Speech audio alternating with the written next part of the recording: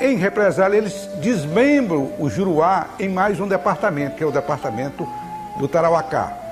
A revolta que ocorre lá no Juruá, cuja sede da prefeitura era Cruzeiro do Sul, é uma revolta que proclama durante 3 meses o Estado independente do Acre e tenta angariar apoio dos outros departamentos. Eles sugerem que a capital do Estado independente do Acre seja Sena Madureira e que o governante desse Estado independente seja o prefeito aqui do Alto Acre.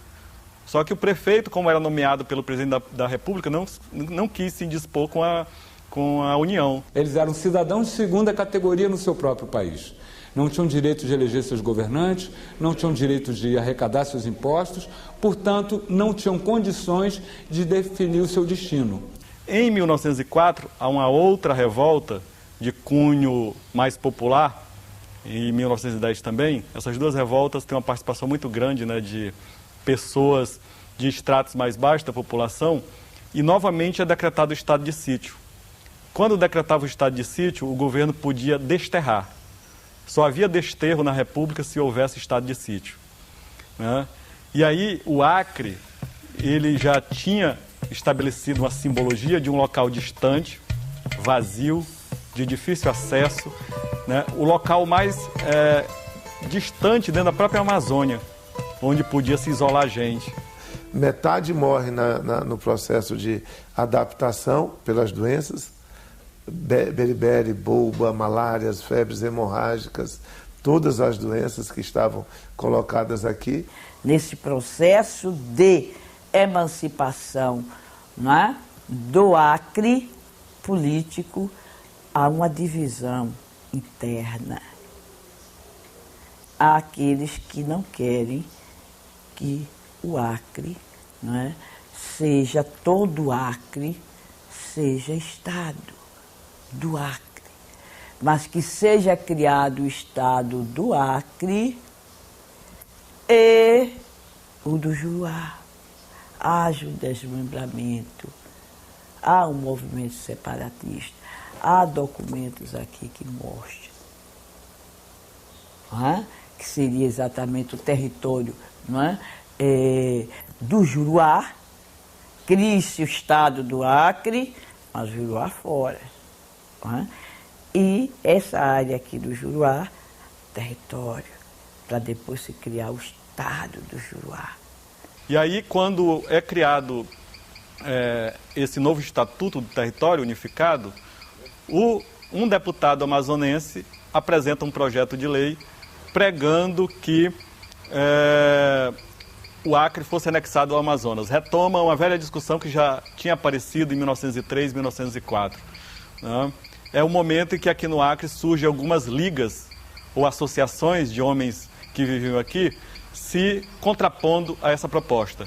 É criada a Liga contra a Anexação do Acre. Na fase do território federal, a gente pode dividir, primeiro, o momento das revoltas armadas, quando foi assassinado Plácido Castro em 1909, depois na revolta autonomista de Cruzeiro do Sul em 1910, depois na revolta autonomista de Sena Madureira em 1912, quando a Marinha Brasileira bombardeia a cidade de Sena Madureira para tomar o poder de volta, e depois na própria cidade de Rio Branco, quando a cidade se divide em duas e um lado entra em guerra contra o outro, um a favor do governo federal e outro a favor da autonomia. Depois de 1918, com a falência absoluta dos seringais e com a crise da borracha, o Acre se dividiu realmente, porque talvez fosse mais negócio mesmo ser território federal. Não tinha mais a riqueza da borracha. Quando o ciclo da borracha começou rapidamente a desacelerar em termos de valor, e nós tivemos no ano de 1928 a borracha representando a mundial, 3% do suporte amazônico era que originava o suporte à borracha mundial, porque os ingleses já haviam roubado as sementes. Eles colheram essa semente de seringueira no rio Tapajós e levaram para o Jardim Botânico de Londres, produzir as mudas e transplantar essas mudas para a Malásia, Ceilão, aquela região da Ásia. São seringais formados racionalmente, né? São árvores perto uma da outra, 5 metros, 6 metros de distância. Na Amazônia, uma árvore fica 50, 60 metros de distância uma da outra. Então, o seringueiro, no máximo, ele sangra 80, 100 árvores por dia. Na Malásia ele sangra 800, 1000 árvores por dia. Em 28 é criado no Rio de Janeiro, vejam só, né, um comitê para a autonomia do Acre, de pessoas que tinham morado no Acre, tinham já servido no Acre, trabalhado, então é criado o comitê para a autonomia do Acre. E aí quando a República Velha acaba, o Vargas sobe ao poder, já no início dos anos 30, né, o Acre passa a ter representante na Câmara Federal. Então, a partir de 1934, o Acre passou a ter, na Constituição, a ter direito a 2 vagas de deputado federal no Congresso Nacional e na Câmara de Deputados. E foi o primeiro grito, o primeiro movimento de autonomia política que o Estado teve. O ex-governador Hugo Carneiro e o advogado Mário de Oliveira, que são eleitos pela Liga Autonomista Acreana, né? Então eles são os primeiros representantes do Acre que, de certa maneira, levam essa ideia de autonomia do Acre. Isso foi extremamente importante e reacendeu, a partir do trabalho exercido pelos parlamentares, pelos 2 parlamentares, reacendeu cada vez mais o movimento de representação maior no Estado, que isso poderia vir com a transformação de território em Estado. Só que eles vão participar da Constituição de 34, e na Constituição de 34 tinha um dispositivo que dizia que isso era um dispositivo voltado exatamente para a questão específica do Acre, porque era o único território federal, né? Que um território federal, para se elevar a Estado, tinha que ter mais de 350 mil habitantes. E na época o Acre não tinha nem metade disso em habitantes. Então, legalmente, qualquer discussão sobre elevação do Acre ao Estado está barrada com a Constituição de 34.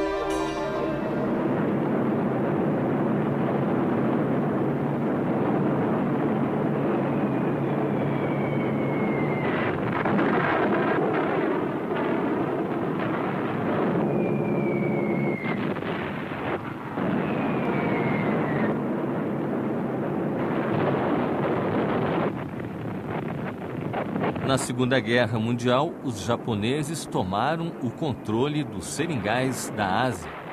Sem o látex da Malásia, a Amazônia voltou a ter valor.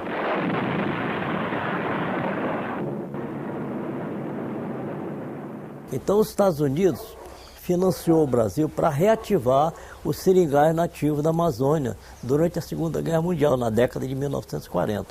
Aí criaram o Banco de Crédito da Borracha, financiava o produtor, comercializava a produção, beneficiava a borracha e vendia para a indústria automobilística em São Paulo ou exportar para os Estados Unidos. Getúlio viu que tinha que correr e chama a um forte incentivo e investe 10 milhões de dólares americanos no valor da época, que era muito dinheiro, para incentivar a vinda de imigrantes. Agora, os meus avós já são cearenses. Você sabe que o Acre, eu diria que 70%, 80%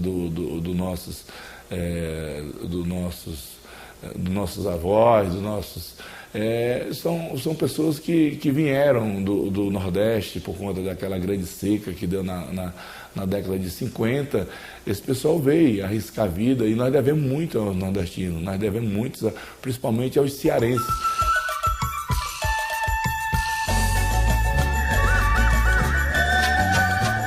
Vinha de navio de grande calado até Belém.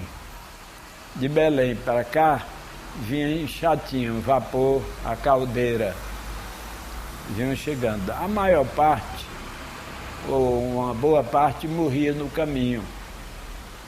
Com a malária, com a beriberi.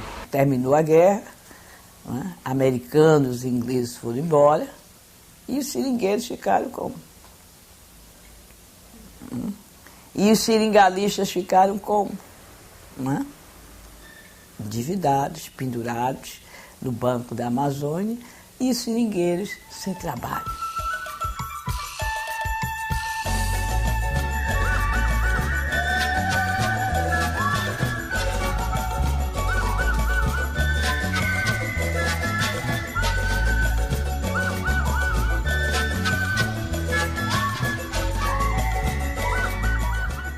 criando. E o meu serviço toda a vida foi esse, eu criei 11 filhos. Porque o senhor vai te levantar, digamos, 1h da madrugada para dar conta da estrada, né? Uma estrada grande, 120 seringas, tudo atrepado, como eu cortei muitas vezes. Aí o senhor ajeita a sua poronga, bebe ali um cafezinho, se joga no mundo. Arriscada a cobra, o lacral, a tucandeira, a onça, a alma que aparece às vezes. Quando não tem mulher, ele vai bater cuia ali naquele defumador, farra o fogo e vai defumar, às vezes 10, 12, 15 pratos de leite. Quando ele vai terminar, 7, 8 horas da noite, é que ele vai pelar o 4 furuzinho, né? Para pôr no fogo. Aí é que vai tomar o banho, que volta, para comer, come duro. Só come ele duro, porque não dá tempo de cozinhar.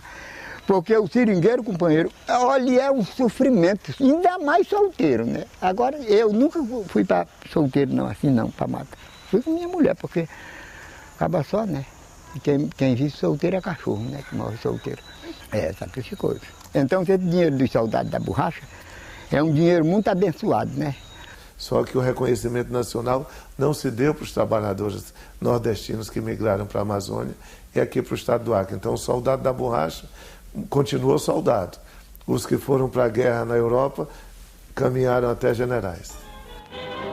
Quando o Marechal Eurico Dutra chegou à presidência da República, nomeou Guiomar Santos governador delegado do território do Acre.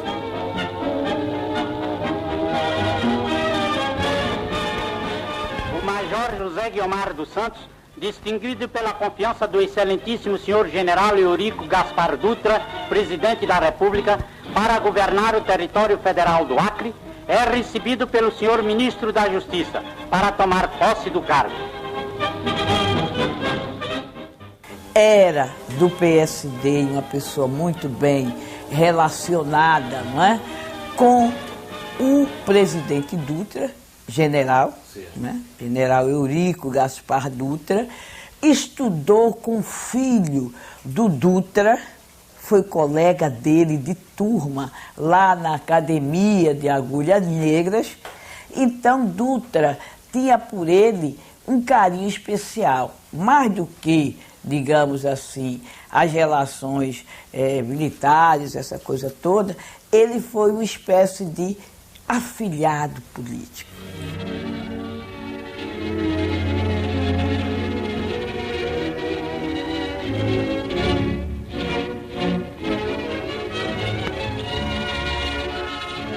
Ele, na administração dele, que ele torna o avião transporte oficial aqui no Acre. Não é? Então, até então, tudo que entrava e saía no Acre, via Rio Branco, não é? Era através do rio, então das embarcações. Então isso levava muito tempo para se chegar aqui. Não é? É o ritmo da natureza. Foi Guiomar quem implantou o pré-escolar no Acre, uma escola chamada Menino Jesus. Olha, isso era algo extremamente inovador para a época, você ter o pré-escolar. O maior legado de Guiomar Santos foi a elevação do território do Acre a Estado. 17 de novembro de 1953, e nesse discurso ele já se compromete aqui. No próximo ano, darei entrada exatamente de um projeto-lei com essa finalidade. Então, em 1954, o José Guiomar dos Santos apresenta ao Congresso Nacional a primeira versão do projeto de elevação do Acre a Estado, em 1954. Este projeto é reformulado, melhor fundamentado, e ele reapresenta em 1957. Quando ele apresentou essa emenda, em 1957, o partido PTB, que era o partido adversário de Guiomar, começou a pregar em todo o estado que isso era uma loucura, que não daria certo. O Acre não tinha economia para ser estado. Como é que ia criar o poder legislativo, como é que ia manter o poder judiciário, o próprio poder executivo às suas próprias expensas? Não haveria a menor possibilidade.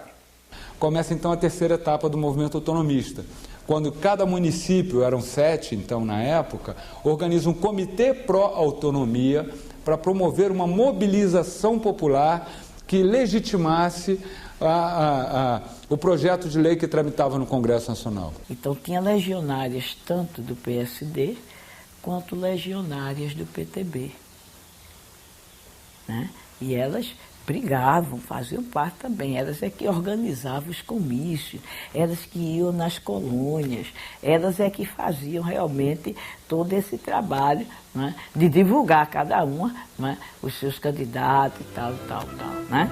Umas ligadas ao Oscar Passo, PTB, Oscar Passo, Gaúcho, né, denominado General de Ferro, né, e do Guiomar. E foram 5 anos de uma intensa batalha legislativa entre o PTB de Oscar Passos e o PSD de Guiomar Santos, com vários lances, bastante debates memoráveis no plenário do Congresso Nacional, até que em 1962, finalmente a lei foi aprovada pelo Congresso e acabou sendo sancionada por um presidente do PTB, que era João Goulart, e teve que também ser sancionada pelo primeiro-ministro Tancredo Neves, talvez o único estado da Federação Brasileira criado dentro de um regime parlamentarista. O pai do Acre, do ponto de vista legal, né, que apresentou seu projeto e lutou pela aprovação do seu projeto e teve a primazia, né, da transformação do Acre na condição de Estado, à condição de Estado, foi o deputado Guiomar Santos, né? E, curiosamente, ele disputou a eleição na condição de governador logo após o Acre transformado em Estado e perdeu a eleição para José Augusto de Araújo, né? Ele estudou e se preparou para realizar esse sonho. E realiza esse sonho no momento em que o Acre está fazendo essa mudança de paradigma. É o fecho do movimento autonomista, a eleição dele, a eleição de uma pessoa de 32 anos, extremamente novo, com ideias novas, né? O lema era o Acre para os acreanos e não era só uma mera jogada de marketing. Ele organiza os sindicatos de trabalhadores rurais aqui, utilizava a rádio, né, do governo para convocar seringueiros para reuniões. Isso desagrada muito, né, certos setores da sociedade local. O Acre elegeu um professor de filosofia, alguém que queria fazer reforma agrária nos seringais, alguém que vem e num dos seus primeiros atos funda o Banco do Fomento Agrário do Estado do Acre. Então aqui internamente no Acre vai se criando um movimento contrário ao governo Zé Augusto, né, onde muitos vão acusá-lo, né, de populismo, de fazer um discurso voltado para as massas, principalmente dos seringueiros. Teve pouco tempo de mandato que foi cassado e defenestrado do poder pelo regime ditatorial de 64. Ele era do PTB, o PTB era o partido do João Goulart, ele era um dos aliados do presidente Jango, e como tal, era mal visto pela Revolução de 64, pelo golpe de 64. Ele assumiu no dia 15 de março de 1963 e foi deposto no dia 8 de maio de 1964. Obrigado, porque ele foi obrigado a renunciar. Eu vi o corre-corre, a polícia os militares querendo invadir o palácio, armados, para prender meu pai, né? E o pessoal, alguns seguidores do meu pai querendo levantar, o pessoal da guarda territorial que era defensores dele e que queriam levantar arma e partir para a briga armada. Mas eu me lembro da coisa, minha mãe por um lado quase que chorando, né? Meu pai sempre assim muito calmo, mas que ele disse que não ia levantar arma nenhuma e que ele ia sair. E eu me lembro dessa saída da gente, que saiu acompanhado ele já estava meio doente, né, pela pressão que já vinha dentro do próprio Estado. Assim, um movimento armado em que o capitão Cerqueira manda cercar o palácio, a força das armas obriga José Augusto de Araújo a assinar a carta de renúncia. E ele, para poupar as vidas da Guarda Territorial, que não tinha condições de resistir, assina. E no dia seguinte a Assembleia Legislativa, então, obrigada a nomear o capitão Edgar Cerqueira. E eu me lembro, eu era pequeno, a pior coisa que tinha era quando chegava aqueles camburões do DOPS na porta de casa, minha avó chorava para um lado, minha mãe para o outro, todo mundo preocupado que meu pai ia ser preso. Era assim um momento de total, tortura, uma tortura moral, psicológica, né, que a gente sofria. Então a gente criava aquele medo, aquele pânico do que ia acontecer. Aí eles levavam meu pai para Belém para responder inquéritos.